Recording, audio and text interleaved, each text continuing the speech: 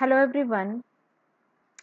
Now in this video we will discuss about the structure of microsporangium. आपको last video में मैंने बताया था कि जो स्टेमन है, यहाँ आप इसे इमेज में देख पा रहे हैं। जो स्टेमन है उसके दोनों पार्ट्स को आप देख पा रहे हैं। This one part is known as filament and this one part is known as anther. यहाँ पे आप देख पा रहे हैं, यहाँ पे दो थीका हैं, दो लोब हैं, एक लोब ये है और एक लोब ये है। तो ये किस तरह का एंथर है, दैट इज डाइथीकस एंथर। आप यहाँ पे भी देख पा रहे हैं ये डाइथीकस एंथर है। तो आपको बताया था जो डाइथीकस एंथर है, ये स्ट्रक्चर आपको यहाँ पे टीएस दिया गया है। तो डाइथीकस एंथर के अंदर जो है स्पेशल जो है पार्ट्स होते हैं इसके, जहाँ पे पोलन ग्रेन्स की फॉर्मेशन होती है। यहाँ पे आपको बहुत सारी ऐसी सेल्स होती हैं जो पोलन ग्रेन्स की फॉर्मेशन करती हैं। तो इस वीडियो में आज हम डिस्कस करेंगे the structure, detailed structure of microsporangium और पोलन सैक। ये दोनों के दोनों डायग्राम, ये इमेच्योर डायग्राम है यहाँ पे और ये मैच्योर डायग्राम दिया गया है जिसमें पोलन ग्रेन्स की फॉर्मेशन हो चुकी है। तो हम देखते हैं कि पोलन ग्रेन की फॉर्मेशन से पहले कौन कौन सी ऐसी लेयर्स होती हैं जो एक एंथर में प्रेजेंट होती हैं और कौन सी ऐसा जो टिश्यू है जिससे पोलन ग्रेन्स की फॉर्मेशन होती है। तो स्टार्ट करते हैं। जो माइक्रोस्पोरेंजियम है, ए typical microsporangium is generally surrounded by 4 wall layers. कौन कौन सी लेयर्स होती हैं? एपिडर्मिस है, एंडोथीशियम है, मिडल लेयर्स हैं और टेपिटम है। पहले हम डायग्राम की हेल्प से देख लेते हैं। यहाँ पे आप डायग्राम देख पा रहे हैं।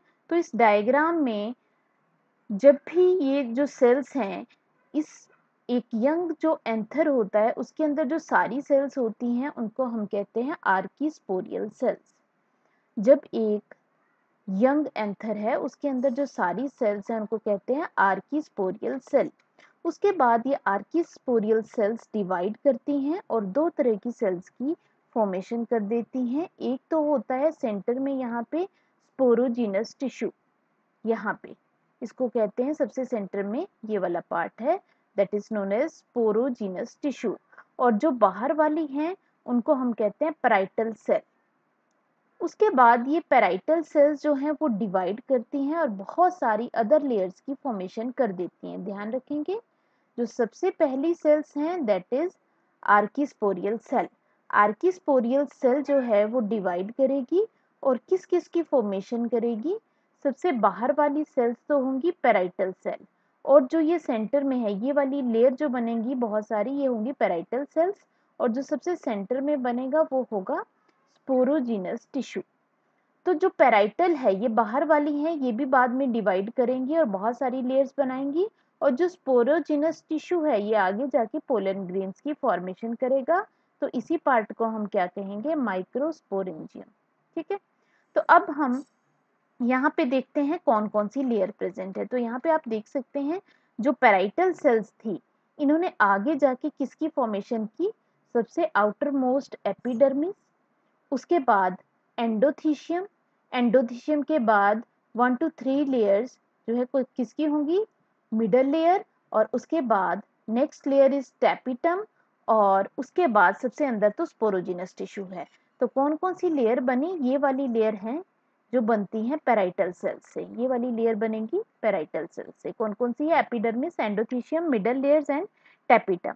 और उसके बाद सबसे अंदर है स्पोरोजिनस टिश्यू जिससे पोलन ग्रेन्स की फॉर्मेशन होगी। ये बीच में कनेक्टिव है जिससे जो है जो फिलामेंट है वो एंथर से ज्वाइन करती है।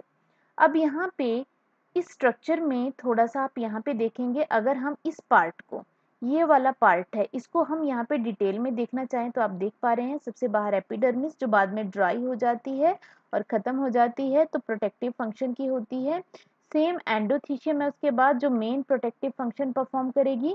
1 to 3 लेयर्स, यहाँ पे अराउंड 3 लेयर्स होती हैं जो मिडल लेयर्स होती है। एपिडर्मिस 1, एंडोथीशियम 1 एंड 3 लेयर्स जो की है, कौन सी लेयर्स हैं? 3 लेयर्स, मिडल लेयर्स। तो मिडल लेयर्स क्या फंक्शन परफॉर्म करेंगी?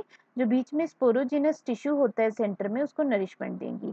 और सबसे लास्ट में जो, अब यहाँ पे ये जो लेयर है, यहाँ से हम बात करें, ये जो लेयर है ये वाली है टैपिटम।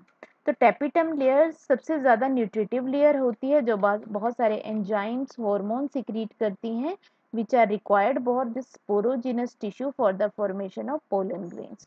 जो टेपिटम है इसके टाइप्स जो है मैं डिस्कस कर चुकी हूँ। एक सिक्रीटरी टेपिटम होती है और एक अमीबोइड होती है। जो सिक्रीटरी टेपिटम होती है वो सिक्रीट करती है हार्मोन्स एंजाइम एंड यूबिस्ट बॉडीज, और जो अमीबोइड होती है वो स्पोरोजिनस टिश्यू की सेल्स के बीच में ही चली जाती है और वहीं पे जो है वो उनको नरिशमेंट प्रोवाइड करती है। टेपिटम की सेल्स जो है काफ़ी सारी सेल्स मल्टीन्यूक्लिएट हो जाती हैं क्योंकि इनकी जो सेल वॉल हैं वो आपस में फ्यूज हो जाती हैं और ये मल्टीन्यूक्लिएट कंडीशन क्रिएट कर देती हैं। तो ये तो था structure of microsporangium. Now in the next video, we will discuss about the process of formation of pollen grain or microsporogenesis. Thanks everyone.